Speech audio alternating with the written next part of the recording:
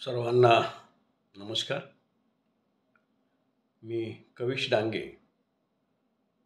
आपल्याशी या व्हिडिओच्या माध्यमातून संवाद साधण्याचा प्रयत्न करतो आहे. आजचा विषय आहे unified pension scheme. Unified pension scheme 24 ऑगस्टला सेंट्रल कॅबिनेटने मंजुरी दिली आणि जवळपास ओल्ड पेन्शन स्कीमसारखी ही योजना जी आहे ती कार्यान्वित करण्याचे सेंट्रल गव्हर्नमेंटने घोषित केले. यानंतर गव्हर्नमेंट ऑफ महाराष्ट्राने ही योजना लागू करण्याचे जाहीर केले. युनिफाईड पेन्शन योजना जी आहे ती लागू होण्याअगोदर एप्रिल 23 मध्ये डॉक्टर टी सोमनाथन यांच्या अध्यक्षतेखाली समिती गठीत करण्यात आली आणि या समितीने रिकमेंडेशन केल्यानंतर, शिफारस केल्यानंतर ही योजना कार्यान्वित करण्यासाठी केंद्राने म्हणजे केंद्र शासनाने कॅबिनेटमध्ये याला मंजुरी दिली. ही युनिफाईड पेन्शन योजना जी आहे ती योजना हे नॅशनल पेन्शन सिस्टीमची मॉडिफाईड वर्जन आहे. नॅशनल पेन्शन सिस्टीममध्ये जी 1 जानेवारी 2004 पासून लागू झाली, म्हणजे ओल्ड पेन्शन स्कीम जी आहे ती रद्द झाली होती आणि त्याच्याऐवजी नॅशनल पेन्शन स्कीम त्या ठिकाणी आणल्या गेली आणि त्याच्यानंतर त्याचं नाव आता नॅशनल पेन्शन सिस्टीम असं ठेवण्यात आलं. या नॅशनल पेन्शन सिस्टीममध्ये एम्प्लॉईचं कॉन्ट्रिब्युशन 10% आणि तेवढंच कॉन्ट्रिब्युशन गव्हर्नमेंटचं त्या ठिकाणी होतं आणि 1/4/19 पासून हे जे कॉन्ट्रिब्युशन आहे गव्हर्नमेंटचं ते 10% वरून 14% केलं गेलं होतं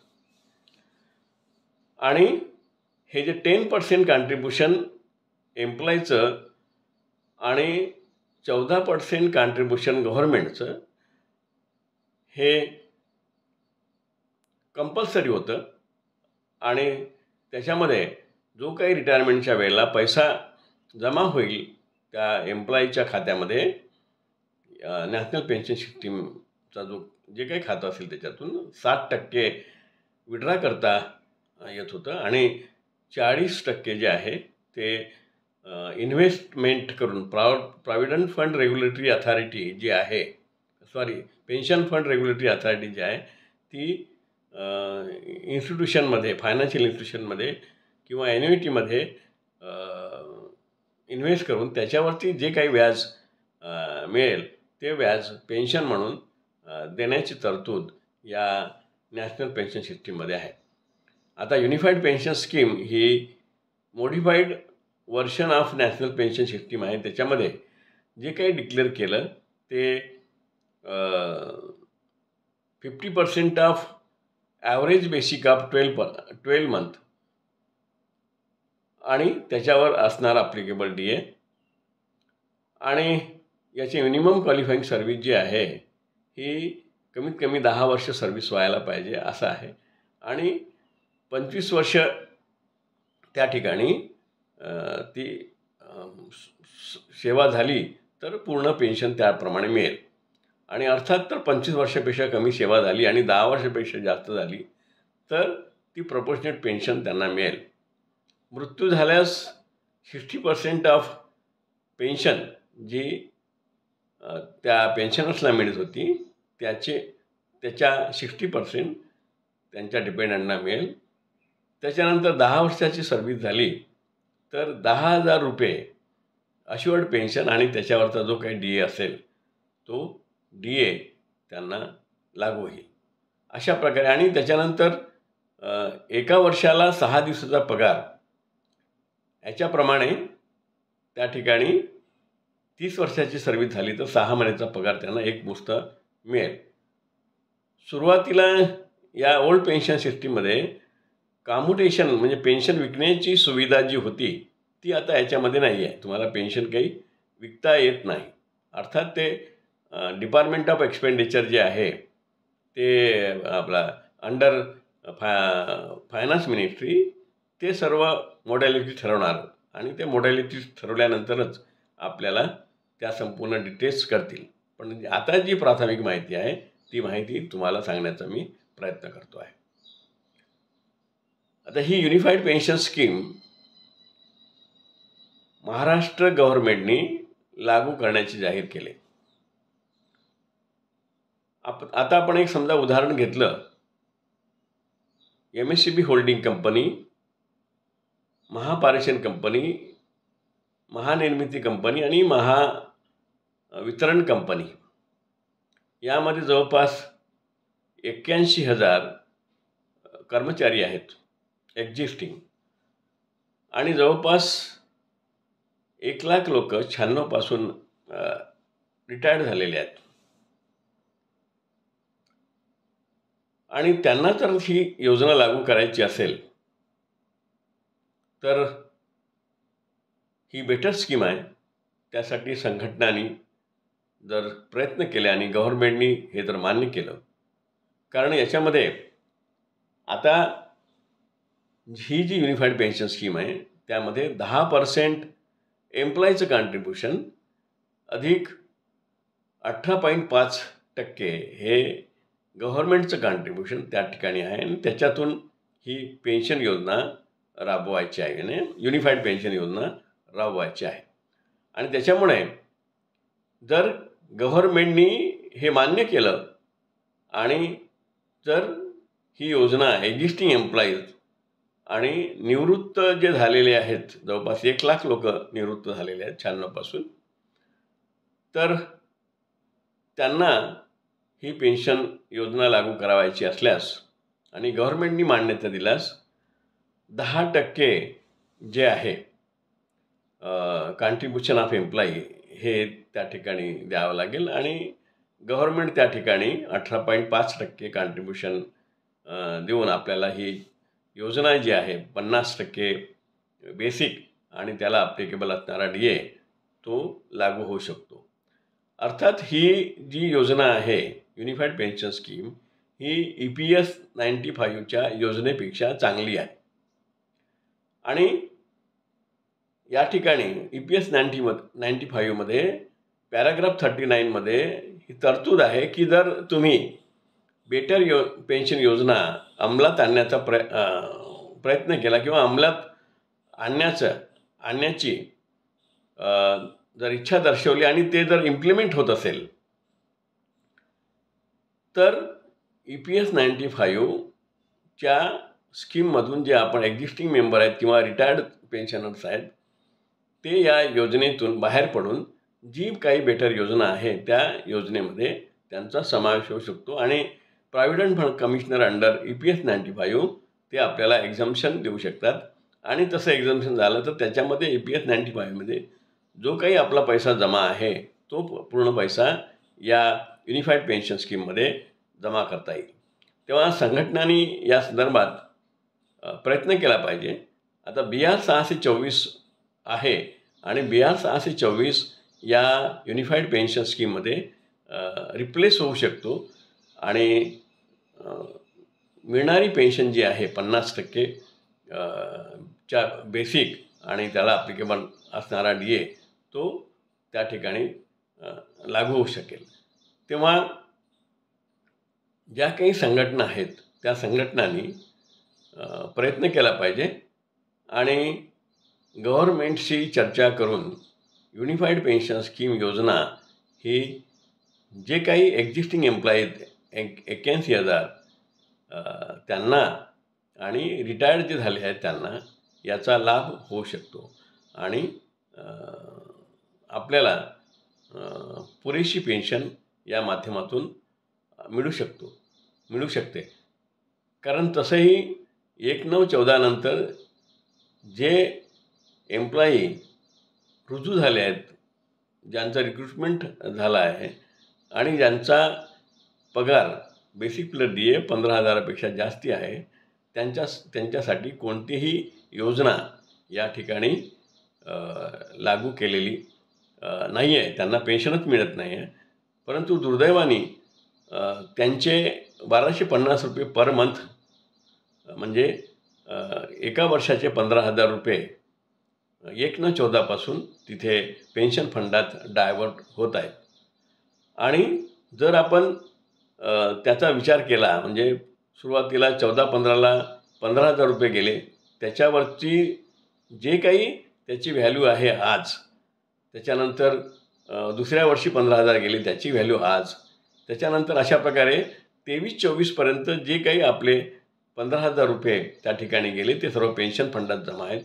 आणि मी जे काही कॅल्क्युलेशन केलं त्याच्याप्रमाणे हे 1/14 पासून जे काही 15,000 रुपये त्या ठिकाणी पेन्शन फंडात गेले आहेत ते 2,24,000 आहेत. आणि त्याच्यावरती ते जे अमाऊंट आहे तो अमाऊंट या एक्झिस्टिंग एम्प्लॉईनी जे 1/14च्या नंतर रुजू झाले आहेत त्यांनी तो पैसा वापस मागितला पाहिजे आणि एम्प्लॉयर्स कॉन्ट्रिब्युशनमध्ये तो जमा व्हायला पाहिजे, जेणेकरून त्या ठिकाणी आपल्याला व्याज मिळेल. नाहीतर काय होईल की समजा जर तो जो अमाऊंट त्या ठिकाणी असेल आणि त्यांनी व्याज देण्याचं नाकारलं आणि पेन्शनही देण्याचं नाकारलं तर पुढे ती समस्या उद्भवेल.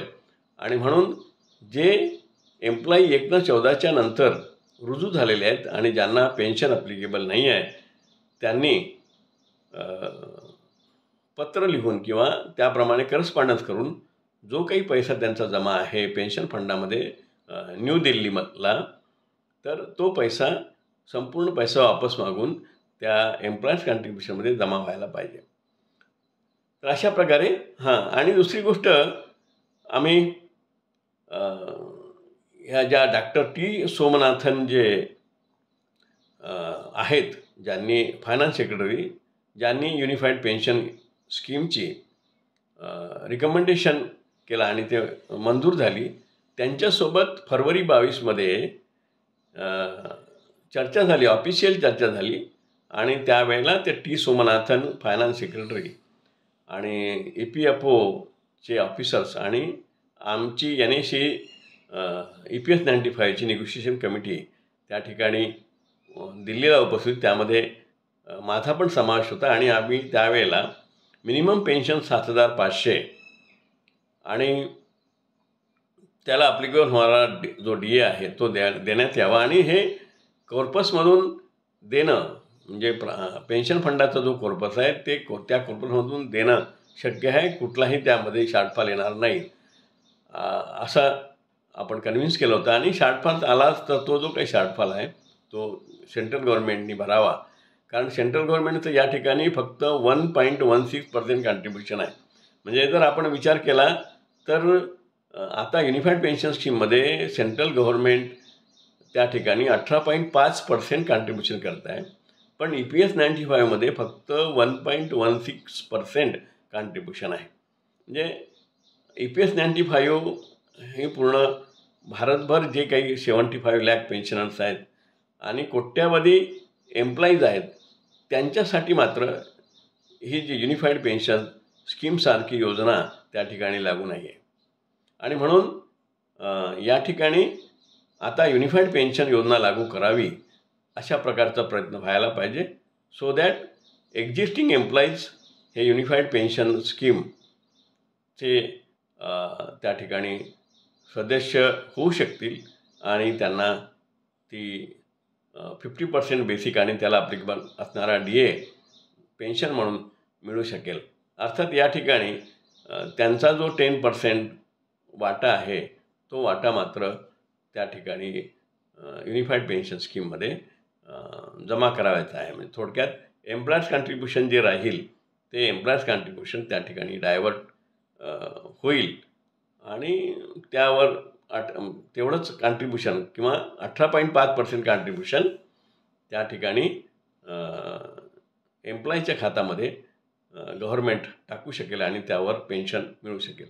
तेव्हा या सर्व संघटनांनी यासाठी प्रयत्न करावा आणि प्रयत्न करून जर युनिफाईड पेन्शन स्कीम योजना झाली तर EPS 95 मध्ये जी काही तरतूद आहे पॅराग्राफ 39 मध्ये, जर आपण बेटर पेन्शन स्कीम ही त्यांना प्रूव्ह करू शकलो की ही बेटर स्कीम आहे आणि आम्हाला EPS 95 पासून एक्झम्पशन पाहिजे, तर ती तरतूद EPS 95च्या पॅराग्राफ 39 मध्ये ती प्रस्तुत केलेली आहे आणि त्याप्रमाणे आपण त्यांच्याकडनं एक्झम्पशन घेऊ शकतो.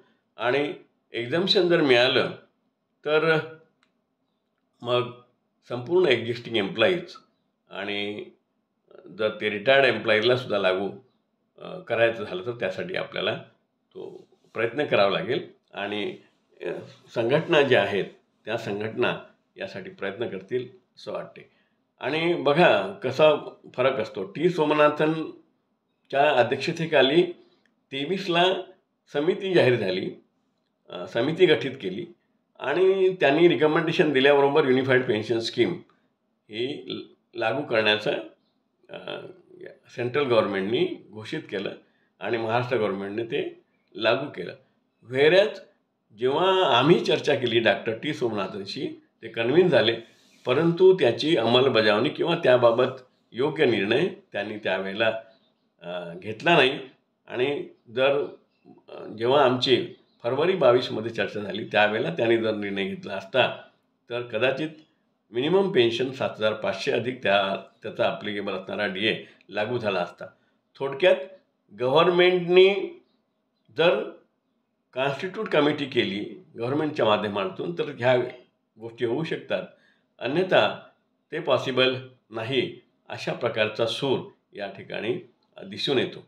तेव्हा सर्व संघटनांनी युनिफाईड पेन्शन स्कीम ही बेटर योजना आहे आणि यासाठी प्रयत्न करून ही योजना त्या ठिकाणी अंमलात आणावी आणि त्यामुळे जी काही CPF योजना आहे ती बंद होईल आणि CPF योजनेच्या जो अमाऊंट आहे तो त्यामध्ये जाईल, म्हणजे अर्थात एम्प्लॉयर्स कॉन्ट्रिब्युशन जाईल आणि मग युनिफाईड पेन्शन स्कीम योजना लागू होईल आणि जे काही लोक रिटायर्ड होतील आणि जे काही रिटायर्ड झालेले आहेत त्यांना ही योजना लागू होईल. कारण याच्यामध्ये 50% ऑफ बेसिक आणि त्याला ॲप्लिकेबल असणारा DA आणि प्रत्येक वेळेला जो काही DA वाढतो all India consumer price index for industrial workers याच्याप्रमाणे, तर आतापर्यंत जवळपास 4% प्रत्येक 6 महिन्याला तो DA वाढलेला आहे, म्हणजे जानेवारी आणि जुलै.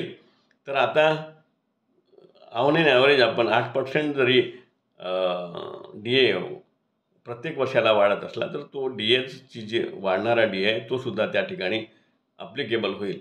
तेव्हा ही योजना चांगली आहे आणि याचा सर्व संघटनांनी विचार करावा आणि तो गव्हर्नमेंटसोबत लावून धरावा आणि लागलीच याला मूर्त स्वरूप देण्याचा प्रयत्न करावा, जेणेकरून जे काही महाराष्ट्रात सध्याच्या स्थितीमध्ये 2-3 महिन्यामध्ये इलेक्शन होऊ घातलेले आहेत त्याचा फायदा आपल्याला घेता येईल का याचा विचार करावा.